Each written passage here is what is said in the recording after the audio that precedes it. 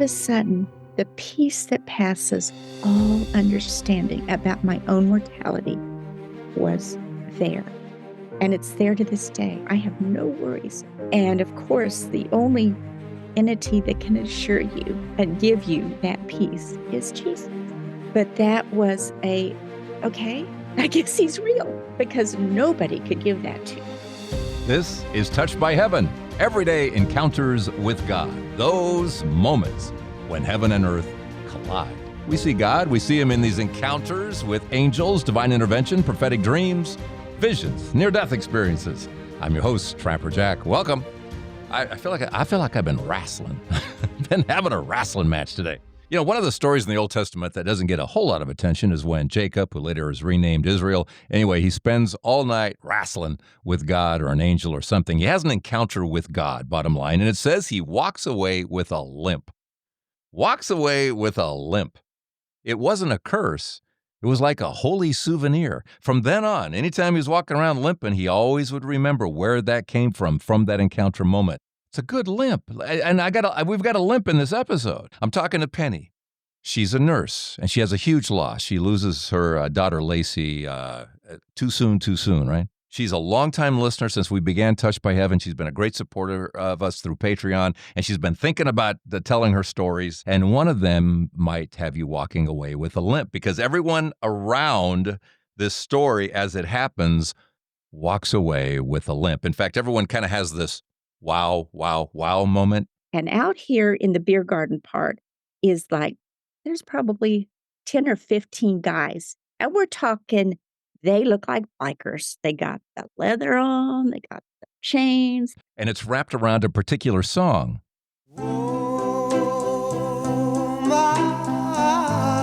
Yeah, that one, Unchained Melody by the Righteous Brothers. They use it in Ghost, remember? The pottery scene. Oh, the pottery scene.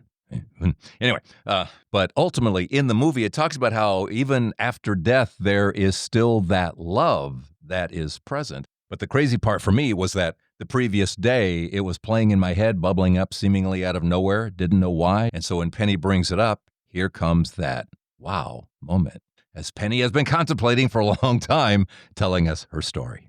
I have, because I listen to your podcast when I'm running. And I started out right there at the very first one. This was back, I don't know how many years ago. It goes back 7+. You and Elizabeth both are so unique, and your ministry is completely the only one in the world like it is. And so I'm very grateful for you. Ain't you sweet? See how sweet you are? See? Yeah. You say you're a runner. How much do you run? Well, I've done everything from a marathon down to 2 or 3 miles, but generally every single day I run around 4 miles, just because I love wine. I just love red wine. I love white wine. I love calories. And if I keep running, then I can eat and drink almost anything I want to. So it's a vanity thing. But one of my sisters said that too. She says, I exercise, I walk, I do some running, and it's because I like to eat. Yes. And I like to feel healthy, and I get all, because I'm old. Well, I'm not that old, but I'm 70, turned 70 this year. And so I like that I can see that I can move and breathe and have enough energy to do life much better than many people that I know that are younger than I am. I'm telling you, 4 miles and plus and all that stuff. When was the last time you ran a marathon or something of big distance? Big distance, if you call a half marathon, that was in 2023. And then the month after that, we went to the Camino. You just did a podcast on that, of the guy that walked the Santiago de Compostela Camino. And so we went and did that. Did you do all 500 miles? We figured it was around 150 miles, something like that. Yeah. You're there in the quiet and by yourself and able to think and hear God so much better. And it was, I get tearful about it. See, you're like my sisters, where they couldn't talk about it for a while, and you did this a couple of years ago. Right. Yeah. And it still has that kind of emotion, because why? If I asked you why. Well, no, I don't think. I know I have a very soft heart. And I know that when Holy Spirit is around a lot, I burst into tears, even if it's in the middle of Home Depot. It's from within. And I used to apologize for it, but now I know that tears are just love pouring out of my eyes. So What is your faith background? Pat is a cradled Catholic. I'm either a Catholic or a Presbyholic because we made a commitment to each other that we would worship together, that we would just worship together, but not try to convert each other to the other's way of being raised. Saturday nights we go to Catholic church, and Sunday mornings we go to Presbyterian. All right, let's get to your stories here. Where do you want to start, Penny? I was diagnosed with breast cancer. I was only 29. And so I went to my pastor and I said, this is happening. I want to be prayed for. I want to, have anointing of the oils and all of that. And he got some elders and did that for me. And so this is the danger of expecting a certain answer to prayer, because the morning I had to go in and have that mastectomy, I was mad. Ooh, I was so mad. I was so mad. I decided there was not such a thing as God, that was just some thing that our ancestors made up so we would behave ourselves. Because a good God wouldn't allow you to do that, right? Go through all that That's nonsense. right. I lived a pretty good, life that was trying to live as with Christ as my model. I mean, truly, I didn't go to church, didn't pray, wasn't talking to him, having myself a little temper tantrum with him. The doctor called me and said, "You need to get to the hospital. You need to get there right now." Because people's white count should be somewhere between 5,000 and 10,000, and mine was 400.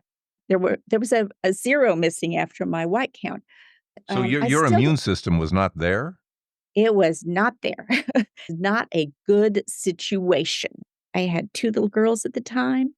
Christina was 1.5, and Lacey was 6, 5, 5. The doctor, he said, "Penny, you can die.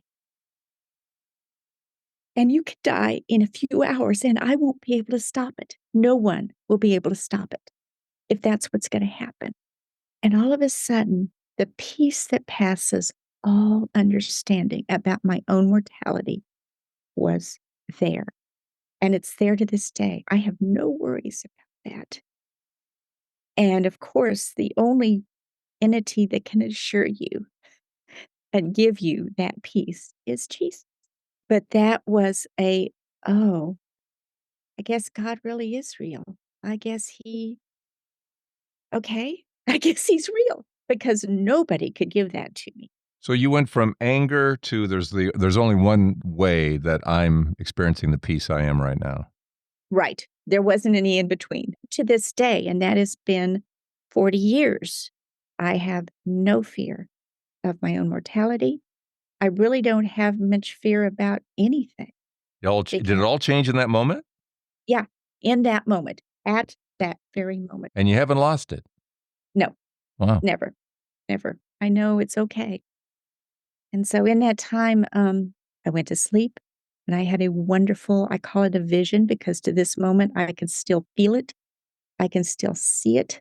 I can still experience it. And I was on kind of like a real silky pillow. And he told me, "I know you're worried about a lot. And I am here, and you're going to be okay. You're going to know now that you're going to be able to raise your girls to their adulthood." And this was a sense that it was Jesus, yes? Yes. Or God in general, or God, or I've watched Touched by Heaven enough. It may have been an angel. Who knows? yeah. Okay. But I did sense it was higher Yeah, authority than an angel. more I authority mean, I there. really was never introduced to angels until I started going to Catholic church with Pat. And now I'm totally like, well, that makes so much sense. Why would he make them and not use them? Good point. I mean, those were his first creation. Yes, yeah, Was making the angels. Yeah, absolutely. right. So that's when I realized beyond a shadow of a doubt that God is God and God is real and I'm not him. And I can't sway him or that's a that's kind of a big paintbrush. I think that he listens and I think that but I can't make him do things unless it's within his will. As you say, he's God, I'm not, that kind of thing. I wrote down some things that I thought, now these are pretty important. Okay. So I believed in him, but I didn't fully trust him because unfortunately we believe when bad things happen to us, there is a feeling out there that that's God being mad at you or God Yeah. not being there or it's all God's fault, blah, blah, Yeah, blah. yeah, yeah. Without realizing there was an enemy in this world. Yeah, yeah. And it is hard to accept that mystery that we're not going to know. That when children get washed away in the Kerrville flood, that there's not a reason for that, that we can see. So I learned to trust in God when Lacey died, because this was in Easter Sunday 2013. And she and her fiance were going um, going past Sun City Boulevard, which is, you've maybe heard of Sun Cities, they're all over the United States, but a 55 plus community. And they This were is in struck. Texas? This is in Texas, yeah, actually in Georgetown, where I am. And there was an 87-year-old woman driving her 91-year-old husband home from Easter, and she didn't see them in the daylight with their lights on. And she struck their car, and it was such a terrible crash that it broke their car in half. And Lacey died at the scene. And her fiance died on the way to the hospital. Oh my gosh. And it was horrific. I mean, to this day, people will say, "Oh, that was you? That was your daughter?" Yeah, yeah. When they came to tell me that, well, back up just a few, for a few weeks before she died, I had a nightmare, and it was simply just a presence. I was awake in my room. I was, it was in the middle of the night, and I was awakened by a woman standing beside my bed with 1880s clothes on, all in black. And so I'd had this nightmare. And so when the police came to see me and tell me that they had died, as a nurse, I know all of the stuff about people under stress and what they go through. And one of them is denial. I had never experienced denial to the point that I had denial at that moment. I said, no, no, you're wrong. And then I went, oh, I got it. I'm having a nightmare. That's what's going on. And I mean, this poor these two police officers and this, victim services guy are looking at me like I'm crazy. And about that time, my husband, who was in Connecticut at the time, called. And I ran to the phone and I picked it up and I said, hello. And he said, hi, baby, how's it going? And I said, it's terrible. It's terrible. I've been having this terrible nightmare. You have got to wake me up. This is awful. They're telling me that Lacey died. And he's like, what? No, you've got to wake me up. And about that time, one of the police officers took the phone from me and talked to Pat. I didn't hear a thing that he said. I mean, he was talking. I was in the same room, but I didn't hear what he said. And when Pat got back on the phone and he told me, I can't wake you up. It's, and I know that through that night, I screamed and I yelled at God and I was so angry. Why did this happen? Blah, just like, see, that's how I knew how people react when tragedy happens. As a nurse, you see denial, as you put it. Oh, yeah. And for your husband, Pat, to go through that, and he has to be the one, and then the words made sense. Yes, he's the only one I could hear it from. Amazing. And I could hear it from because he was bawling. Oh my gosh. Oh He my was gosh. crying. She is, both of my daughters he's their stepdad.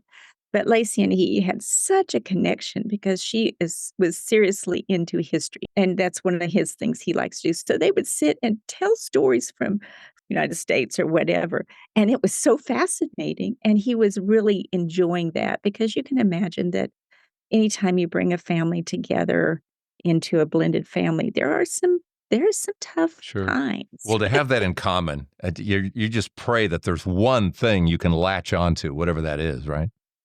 You speak as if you know this from. No, I just know it. I Okay. just know. Okay. But I think it's also true of even though if you're not married into another family, all of us yearn to have that. I yearn to have more of a connection with my son and daughter, whatever brings us into conversation that we can go deep into. Just yesterday morning, my daughter and I were talking about nursing and where she began and where she is now, and I love those conversations. Yeah. Yes. Okay. Where to from there? That was a doozy. Well, the best part was God just said, he didn't say anything to me. You can't get through emotion on that level. But I knew it was okay because I already knew God was God and he wasn't going to stop loving me. And he wasn't going to get mad that I was using several inappropriate words. And I was angry, but I wasn't angry enough to stop talking to him. So Lacey and Cole were supposed to be married on October the 18th. And this happened March 31st, 2013. We had already bought our wedding dress and we'd been out to the venue that we wanted to use for their reception. And so when they died, when Lacey and Cole died, we decided we were going to have a celebration of life there. And we're talking a beer garden, big, beautiful, massive trees. They're not very tall, but they're big enough. And there's a restaurant right next to it, and then there is a big area where a band can play and dance floor. But there's lots of picnic tables. And when Lacey and I went to book the venue, we were talking about the band and what kind of band we wanted, what everything. And I said, well, you can have any band you want to, but they've got to play Unchained Melody because that's Pat and my song. I heard it. It played in my head yesterday morning, so I don't know if this is a precursor to that or not, but yesterday morning I was hearing that song in my head. That's so cool. Wow, that's cool. Okay, keep going. She said, it's my wedding. And I said, I'm paying for it. And so we laughed. By the time she was 28, we were good buddies. We were friends and everything. So this was very funny. So we go out on the morning of October the 18th to decorate the building and all of that. And I went out to my car to get something else out. And out here in the beer garden part is there's probably 10 or 15 guys. And we're talking, they look like bikers. They got the leather on, they got the chains, they got, all this stuff. And I'm walking past them, and all of a sudden, one of the bikers stands up and starts singing Unchained Melody.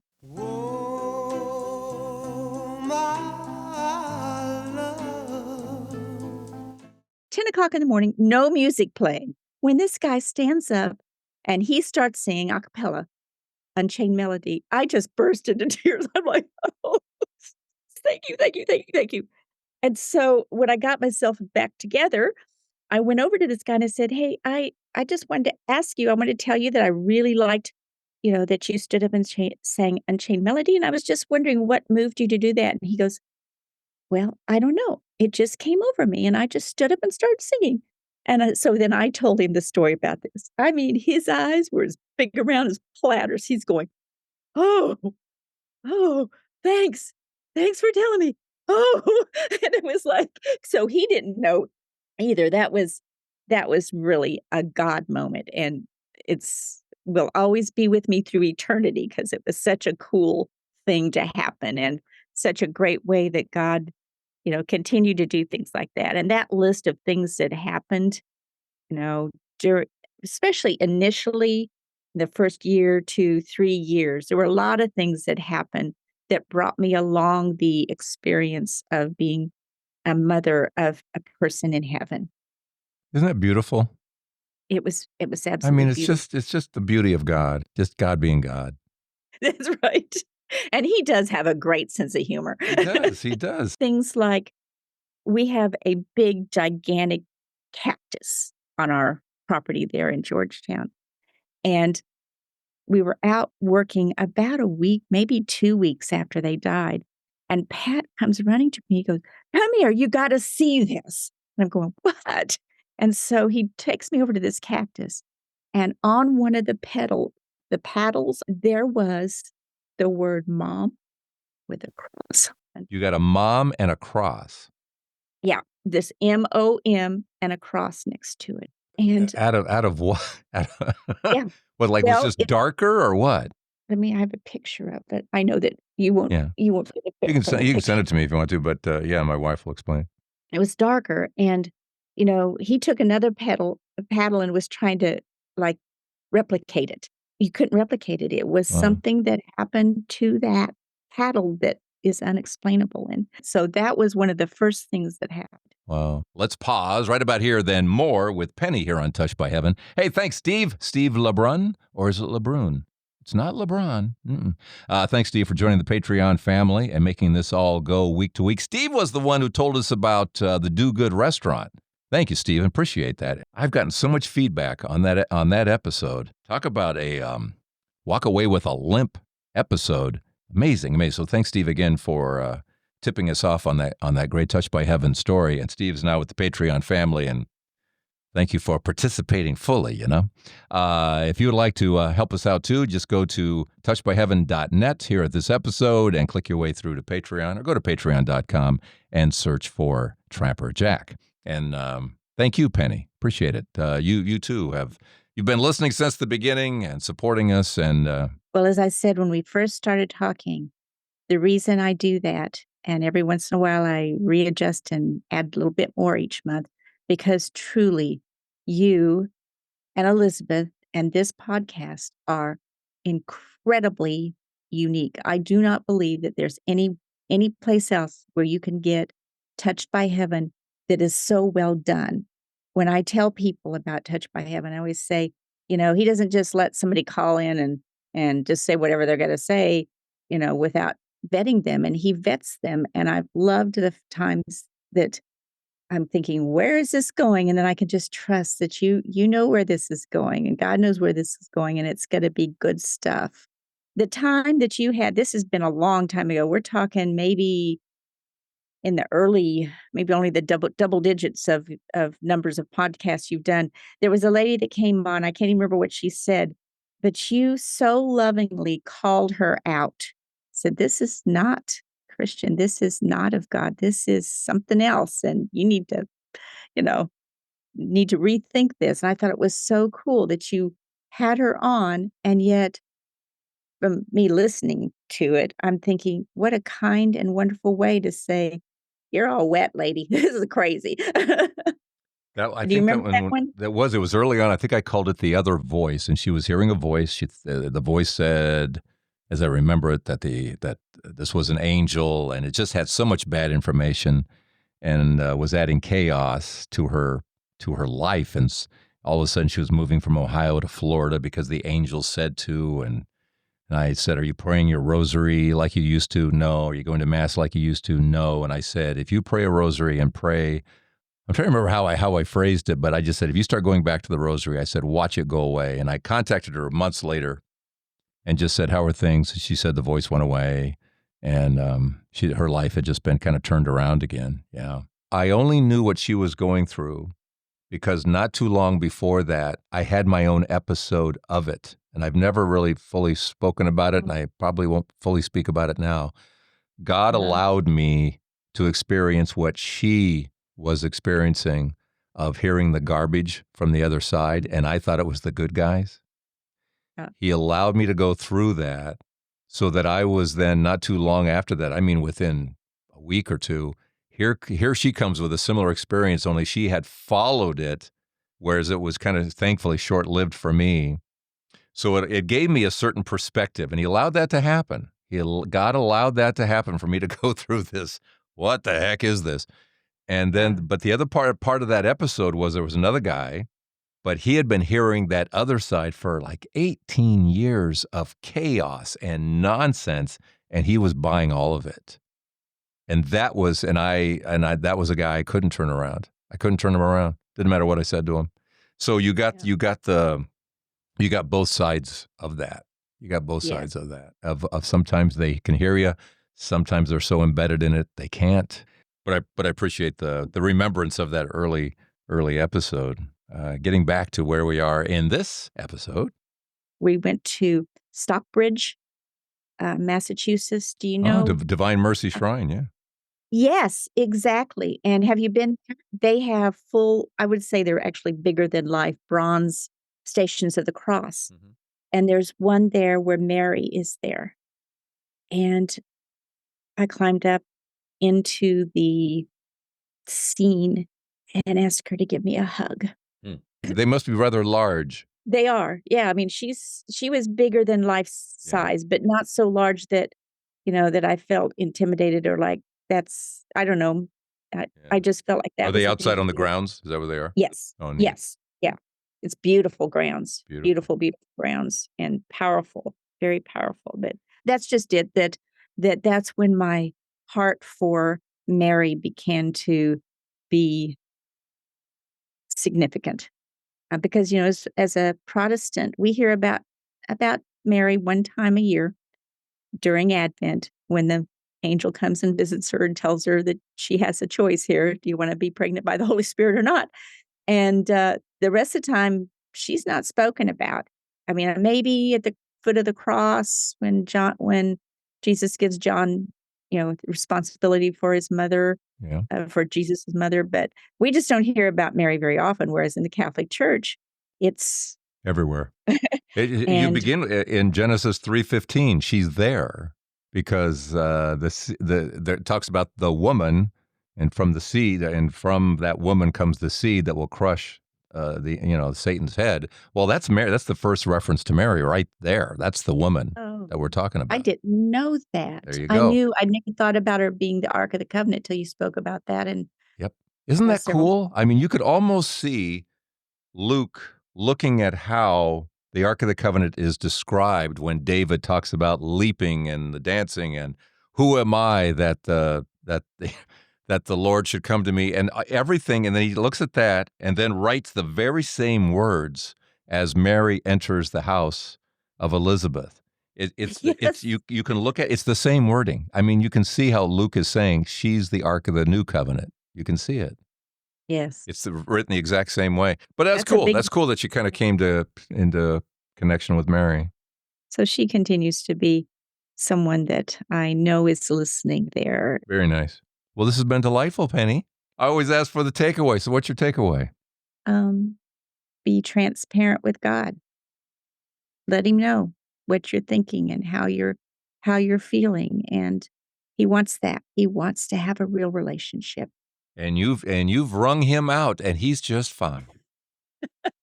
No, that's a very wise thing to say. You are a woman of wisdom to say that. You're spot on right. Well, if I have any of that, you know where it's from. It's from Holy Spirit, because I'm pretty silly on my own. Thanks, Penny. Walking away with a limp. That motorcycle guy, guarantee you, walking away with a limp. To this day, he's thinking, why did I sing that song? Why? How? What? And on the day that the wedding was planned, God gives this beautiful message, this walk away with a limp moment with the motorcyclist and singing the song. And that's the song that was going to be sung that day. And Ty's, that's their song. It's just, God just dazzles you, doesn't he? He just dazzles in a way that tells us so emphatically in these episodes how much he loves us. He doesn't have to say, I love you. He just does these things. He is all action. He is all by the power of the Holy Spirit. Beautiful. What's your story? Let me know here at touchedbyheaven.net. Thanks again for the Patreon help, patreon.com. Search for Trapper Jack. Also, if you want our weekly newsletter, some info, you can go into the episode and you can be stayed informed. You can be stayed informed, which is important for anyone who wants to be. Just sign up, because we have other Touched by Heaven stories. We kind of links and such that we include in the newsletter. That also reminds you that there are new episodes and such. So, all right, see you next week here at Touched by Heaven. Everyday encounters with God. I'm Trapper Jack, hoping that there's maybe something else today that happens that has you limping and saying, Oh, thanks. Thanks for telling me. Oh.